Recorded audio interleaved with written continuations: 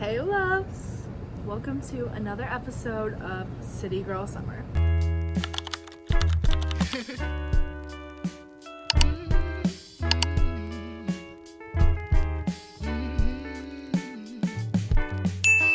Shut those weary eyes. Hi! It's been a second. I've missed you guys. As you guys know, I've had a lot going on. You can catch up with me if you don't know what I'm talking about on my shorts, where I also have Instagram and TikTok that you can follow me on to get some updates. Yeah, things in Toronto have been like very hectic, but I love being here and I'm working with some people in the industry here, so God's plan has really been working out. Yes, but today we are back with another how-to writing video, and today we are going to be talking about outlining a book. So the last video, which was like a how-to writing, we talked about how to create a good idea and how to know that your idea is good. So if you haven't seen that, start that and then come back to this because you're gonna need this after. Today we're going to talk about taking that idea and making it an outline and an actual storyline, which is perfect because today I actually just finished the outline for my third draft of my first project ever. So yeah, an idea that you've had could be concept, whatever. I'm going to have another video talking about characters because I think that's also really important and that could change this. But there are two structures that I really have been learning about and using in the industry currently, but I also think are very important. So we're taught in school the like rising action, climax, falling action, like the little this thing with like this being the climax, but it's not actually that even and that like simple, I guess. So we're gonna talk about the 7-point and the 3-point system. I'm gonna put this is a 7-point little format up here if you want to see it, and this is a 3-point, which we're going to be talking about a lot today because that's the one I'm going with. And yeah, there's a lot of other systems you can use and stuff, but like that's just kind of what I like to use, and I think that a lot of people in the industry like to use that too. So from your first concept, you got to think, okay, well, from a concept you got to make confliction, world after, world before, all the things. But let's start with how that world would look before and how what you're going to write is going to affect that world for your characters, for the place, for the people, for everything.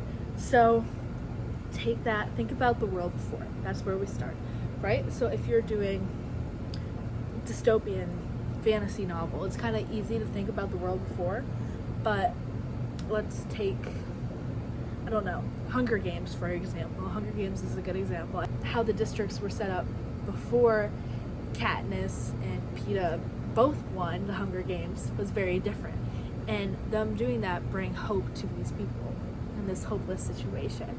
So that's kind of an example of like a world before, and then how what you're writing about and what the book is about affects the world afterwards. The world before, you really want to make it not drastically different, but you want to make it noticeably different. So don't have it be like a different planet, but if it fits, like whatever, but it needs to kind of be like understandable, right? Want to have that leading the inciting incident. For points, like what we're trying to talk about and what are like check marks or points, we have world before, and then we have inciting incident, which is what starts to excavate the plot line, basically what changes the world before to make the character take action to what is happening around them. So for the Hunger Games, the inciting incident was Katniss's little sister getting picked, and then Katniss having to go and volunteer for her sister. And that, it's not just like straight, right? Because it's not like, oh, we're in District 12 and then she got selected. It's like, okay, we're building this anticipation, like going to the reaping and like doing all these different things. Like I have a feeling we're gonna use this as a reference a lot. So if you've never seen or read Hunger Games, I apologize. Hi birds. So it's leading up. It's not just like, oh, okay, and then she goes to the arena, right? You're also leading up from like the train ride, meeting the people she's gonna be working with, her relationship with PETA, training, like all the things that kind of lead up to it. So between your inciting incident, you have a point one, which is like for Hunger Games, I'd say that's probably like when she, I forget what this is called, but when she goes and she like performs for all the judges, and then people realize, okay, she actually has a spot, I want to sponsor her, right? So she had support at that point, kind of like building it up and up to be like rising action, which is really like, so if this is like a little hill and it's just starting to like form upwards, rising action is like the mountain that's really putting that plot forward, so then you can get the climax and the effect of the climax that you want. We all know the climax is the most exciting part of the book. That's why we read the book, right? And yes, characters are also a huge reason why we read the book, but again, that's going to be a different episode. So how I like to think of it, I actually made a little diagram for you guys. I'm pulling it up on my computer, so if I'm looking away, that's why. I call this the house, because when I think of writing a book, I do a lot of like service work. Every February I do a service camp with my church, and we go and like help fix up people's houses. So I always think of like building, like writing a book is like putting up a wall, okay, and then finding all the holes in the wall and like covering them with paint, right, and making it work no matter what the circumstance is. So I think that that's really important. So that's kind of why I chose like this house metaphor right now. So you got to start with the foundation. So let's use Harry Potter, okay? You might not know at the moment, if you were J.K. Rowling just coming up with the idea of Harry Potter, that it would be everything it is when you think about it today. But if we take away everything else from it, the base idea is a school for wizards. Okay, so if you want to take that base idea of a school for wizards, put that at the foundation. And this little room here, like that little room, the cicadas are really loud inside. But this little room, that's like your world before, and this is like your world after. I made it super detailed, okay? So every little thing means something. So the first room, you're establishing the main character, right? So like if you're J.K. Rowling writing Harry Potter and you're talking about a school for wizards, then you're going to be like, okay, how do we come to the school for wizards? Who is bringing us along with their journey in the school? Okay, let's choose someone who's been very much affected by the antagonist. Okay, someone very vulnerable, maybe a baby, maybe somebody who doesn't know. Like, you can just, I don't know if that's actually what she thought, but like you can build off of it, you know what I mean?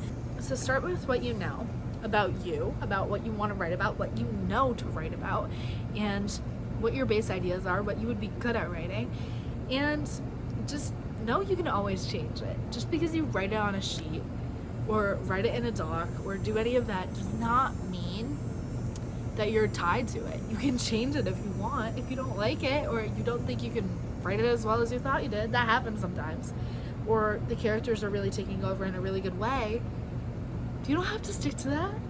And I think that's part of the beauty of writing. I know for me, my first project ever, one of the main characters I didn't even design to exist, right? It wasn't until later and when I went back and I decided to write him, and he changed like the entire trajectory of the plot. So I think just going with your gut is important too. But on the ground floor, we have the rising action. So we're establishing the main character, right? So there's some things, it's whatever, there's like a little chest, I call that the chest of secrets. Okay, so there's some things that are unclear, unsolved, some secrets, whatever. Just establishing the main character, establishing what you're writing for, all the things like that. Rising action. Okay, the main character is changing, the plot is changing, and then you get the climax. The climax is in between the two, because I think when you have the climax, you're still tied to your first world, but you know that it's going to be a different world when you finish. Let's go back to the Hunger Games thing. So like the Hunger Games, when she realizes that she doesn't want to die and she doesn't want PETA to die, she makes a choice to, she was still in the world set up for her, but she knew that there had to be a different one. So you're one foot in each, which I think is kind of important because it shows why you need that second world and why it's changed. I'm outside, so there's a lot of things going on. We're gonna talk about how the climax changes the main character. The next world might not look the same. It might have different things in it. It might have open things, and you probably are gonna want to clear up some of those things in that chest of secrets. You're probably gonna want to, I don't know, make it prettier, maybe make it prettier. Maybe that means that they're happy. Maybe make it darker. Maybe that means that they're sadder. I think when you do this, if you're trying to listen to me right now and do it, think of the tone of your book and what the character is going through, what the plot pushes the character through, and how they come out different than when they've started. And think of what would be in your plot house, like genuinely. Like, I know for my character, where she is personally living at the beginning and the end of the book is completely drastic, right? So why wouldn't it be the same for her mental? If she had a mental house that represented her and everything she's been through in this period that your book takes place, fill it. Like, put the bed in it. Like, you know what I mean? Like, is the first house dusty because she isn't taking care of her mental health? Whereas the second floor dusty because she's not admitting or like focusing on the things she needs to focus on. And you can see kind of like at the top, that's the falling action. So you get back down to ground, you ground yourself a little bit more, and you're more settled than you started, right? It's a better or a worse outcome than it started, as long as it's something different, right? Like, girl interrupted, it was a worse outcome than what had started. But or Dead Poet Society was a worse outcome than what had started. But if you look at, I don't know, Clueless, it's a better outcome than what it started. That's really random examples. Yeah, and then look at the top in those little, I told you everything's intentional. Look at the spider webs at the top of the attic. That shows that you can keep it vague. You can keep not everything cleaned up, not everything super neat and tidy. Especially if you want to have a sequel or you want to make this a series, you need to leave a couple things undone. You gotta leave some loose ends. So like in the Hunger Games, again, we're using it again. Peeta and Katniss go back to District 12. She gets to be with her best friend again. She has a better connection with Peeta. She's seen as a hero. She's helped many people. Her and Peeta both survived. But then there's that little ending of where Snow is really taking into his hands what has happened, right? Which alludes to the reader or the watcher. Okay, Snow's not done, even if Katniss doesn't know that, right? So whether it's the antagonist or the protagonist having some dust bunnies in their metaphorical attic, you might want to leave not the entire house vacuumed, if you understand what I'm saying. Like, leave some dust, leave some room for error, leave some dirtiness, leave some grime, because the grime is where the fun is. Because if there was no grime, I'm also like a thriller, horror, mystery, romance reader, so but like if there was no grime, there's no fun in it, right? So you gotta leave a little bit of that. Okay, let's talk about the windows. So I told you everything was intentional.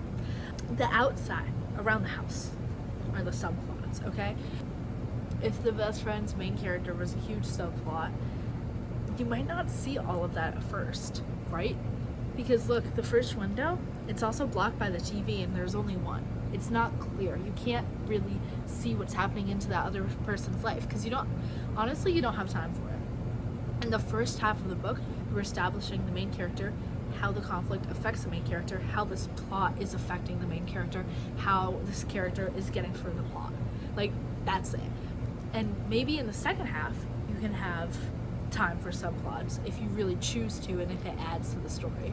If you read the book Beach Reads, right? The first half of the book, we're so focused on January and what happened with her in her past, what happened with her dad in her past, what's going on with this new book, all the things that you can't really even get into Gus's storyline, right? Because that happens later in the book.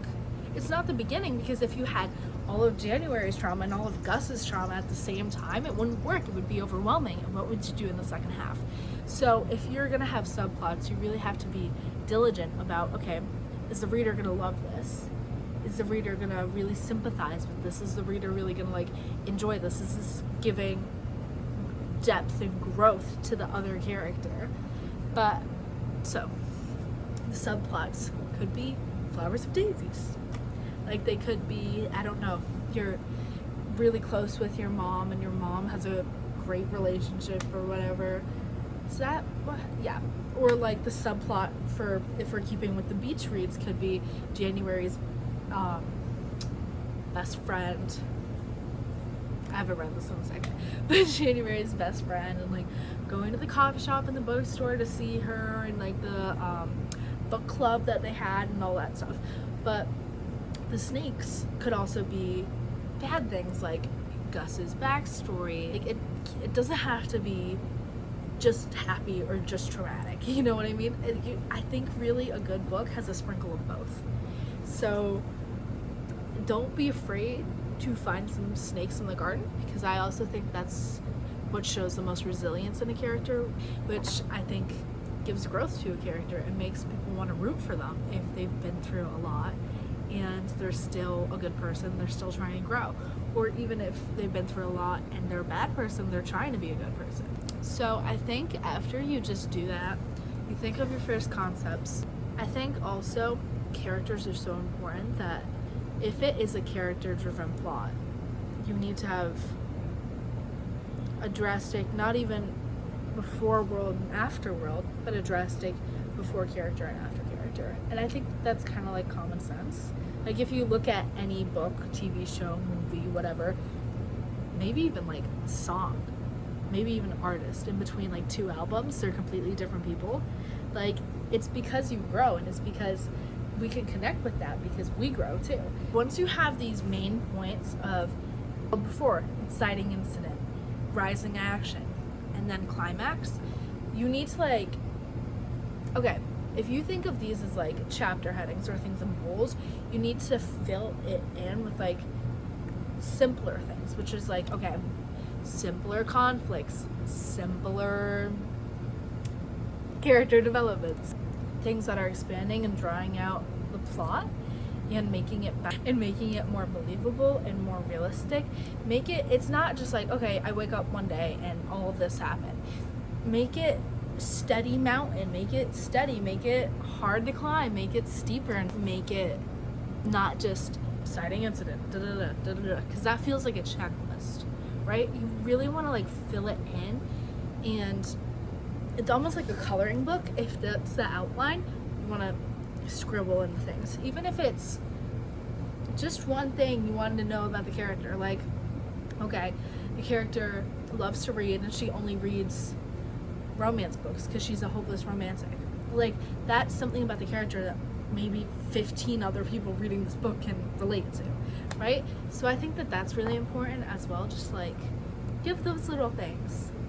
The little things are some of my favorite things. Like, my favorite lines are the lines that are not supposed to be your favorite line, the things that you can resonate with. So just remember that those little parts that you don't really think anything about writing, or maybe you're obsessed with writing, that's what makes the character, that's what makes the plot. Like, those little pieces that all add together to make something greater than you expected it to be. Do you guys have any more questions? I think this is kind of hard to like summarize because I don't know all of your guys' like books. If I did know all your loves, like if I knew every single person's majoring idea and factor, maybe I could help more. So if you have any comments, or you want me to like know that stuff, or you want to share that stuff with me so maybe I could help you more, like comment that down below. I seriously want to know if you guys have any comments, anything like that. Yes, it has been a second, but I'm coming back to YouTube, don't worry. I don't think anybody was worried, but it's okay. And yeah, I'm gonna leave this up for a second so you guys can screenshot it and reference if you want. But do you guys have any other questions or any other videos you want me to film about writing, or if you want me to like update you guys about my writing, my whole story, everything like that, just let me know in the comments down below. Like this video if you want more how-to writing style videos, and yeah, share it with a writing friend who you think would also be interested. I love you loves so much, and hopefully I will see you very soon.